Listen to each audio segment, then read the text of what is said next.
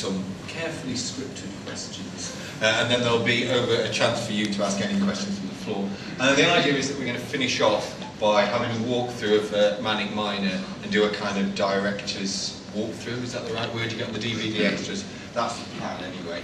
And so you've got a little bit of background while we're nattering, is that we've also got a walkthrough of Jet Set Willy that shall play in the background.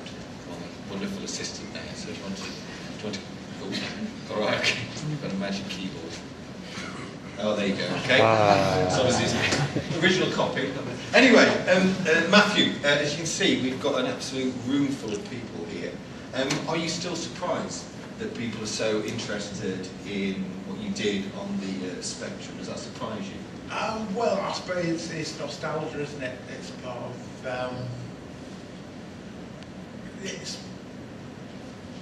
for a period 20 odd years ago. So I mean, it's more than a quarter century ago. I mean, this was the best game we could get for the Spectrum that week. And what do you think is the secret of its success? Why do people remember it so fondly?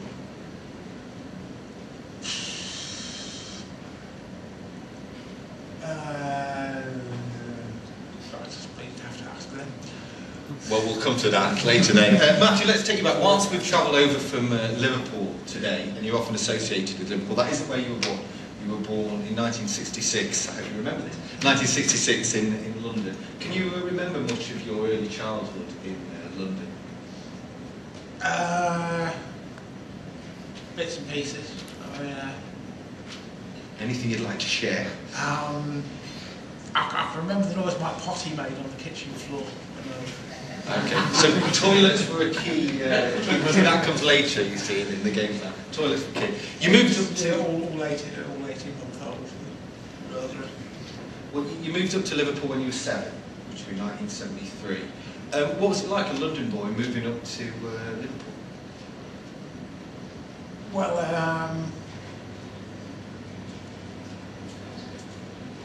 primary school, it was, I was an outsider. So,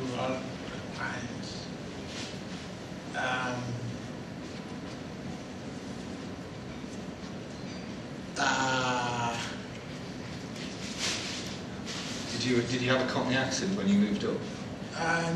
well, they told me I did, so I developed this nondescript way of speaking that I use there. It's neither one nor the other.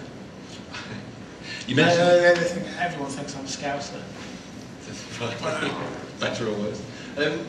So you said you felt like an outsider. Was that one of the reasons you were drawn to computers, which is often associated with being a more sort of solitary pursuit? Well, no, is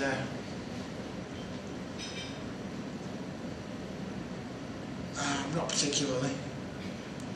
Okay. No, it wasn't because it was a solitary pursuit at the time, and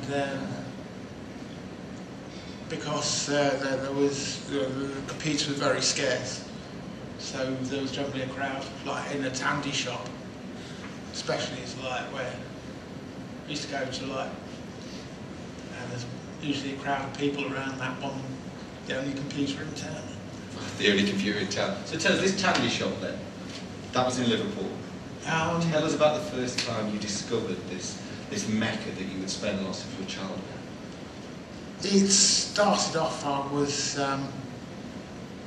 well, growing up close to New Brighton, which is like a very poor man's version of Blackpool. It's real is more sophisticated than New Brighton is. Okay. So, crap seaside towns, we get in the top 10 here, okay. But there were all these old mechanical fairground games. That was well before video games. And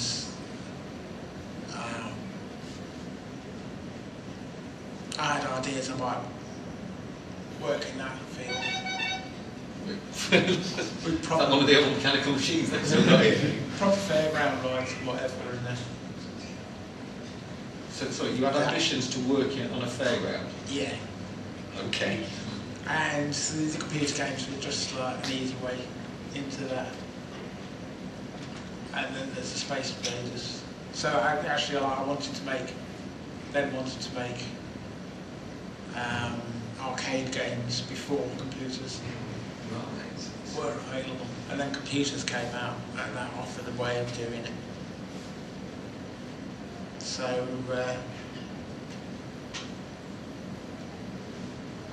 yeah, but I suppose I was always going to be an inventor in a shed, making stuff.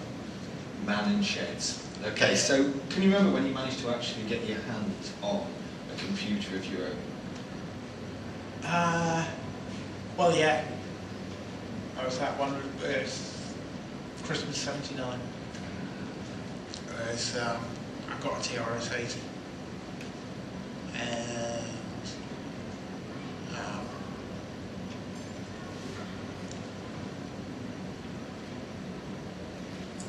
they can't have been cheap in 1979. they weren't, no. Well, it was my stepfather. He bought that, and as an investment, I should imagine. So could you see your potential already then, Matthew?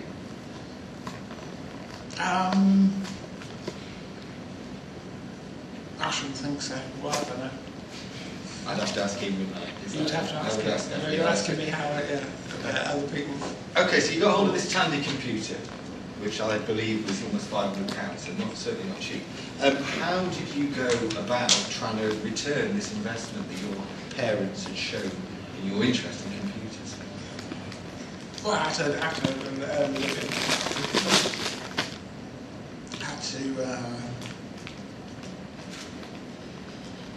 had to support the family because the family was all splitting up.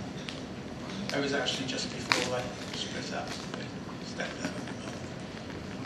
So I think it was like, okay, here's the tools for the... Tell us about this Tandy shop that you were hanging out. Who else was there that painted a picture? It was Chris Cannon and Steve Hall who were... they actually knew the people at Bug Bite before me. They actually introduced me. And we were just a bunch of kids, and there was others, Phil Case, but he went off to university instead of sticking with the game. Yes, what a splitter. Yeah. So you're hanging out in this shop. What are you? I mean, first of all, are the people that run in the shop, are they quite happy to have this bunch of kids hanging around? Well, we were their consultant. You get Best Buys in America now. They have a geek squad. Okay.